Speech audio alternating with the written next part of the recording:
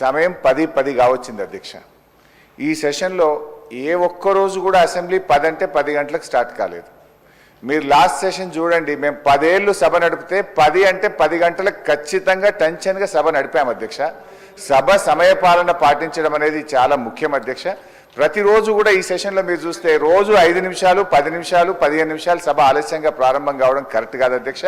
సభ అందరికీ ఆదర్శంగా ఉండాలి, కానీ మనమే ఇట్లా ఆలస్యంగా నడపడం అయితే కరెక్ట్ కాదని మీకు మనవి చేస్తున్నాం.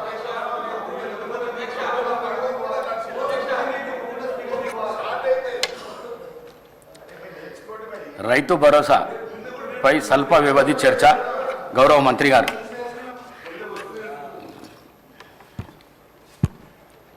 అధ్యక్ష, ఈనాడు అతి ముఖ్యమైనటువంటి రాష్ట్ర రైతాంగానికి అదేవిధంగా రాష్ట్ర అభివృద్ధికి తోడ్పడేటటువంటి వ్యవసాయానికి సంబంధించినటువంటి రైతు భరోసాపై స్వల్పకాలిక చర్చకి అవకాశం ఇచ్చినటువంటి స్పీకర్ గారికి సభ్యులకి అందరికీ ధన్యవాదాలు తెలియజేస్తా.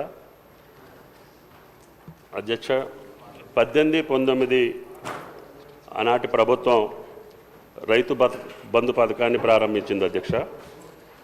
ఈ పథకం మొదటగా 4,000 రూపాయలు ఎకరానికి చొప్పున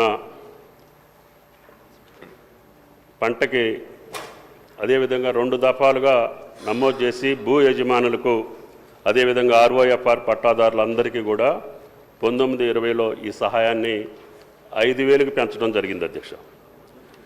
ఈ పథకం ధరణి పోర్టల్లో లభ్యమయ్యే భూమి హక్కుల రికార్డుల ఆధారంగా నిర్ణయించబడింది అధ్యక్ష. కావున భూమి కలిగిన వారు సాగు చేయకపోయినా ఈ పథకానికి అర్హులయ్యారు అధ్యక్ష.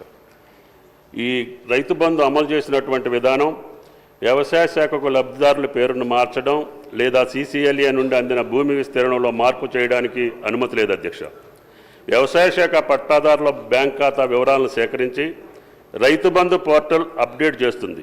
ఆ ప్రకారంగా RBI యొక్క ఈక్యుబేర్ ప్లాట్ఫారం ద్వారా భూమి యాజమాన్యం విస్తీర్ణానికి అనుగుణంగా రైతుల బ్యాంక్ ఖాతాలకు నేరుగా ప్రయోజనాలు బదిలీ చేయబడుతున్నాయి అధ్యక్ష.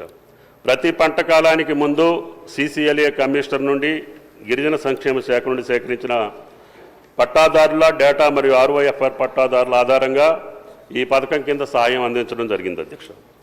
ఈ పథకం ప్రారంభమైనప్పటి నుండి 12 సీజన్లకు గాను 80,000 కోట్ల 453.41 కోట్లు రైతు బంధు కింద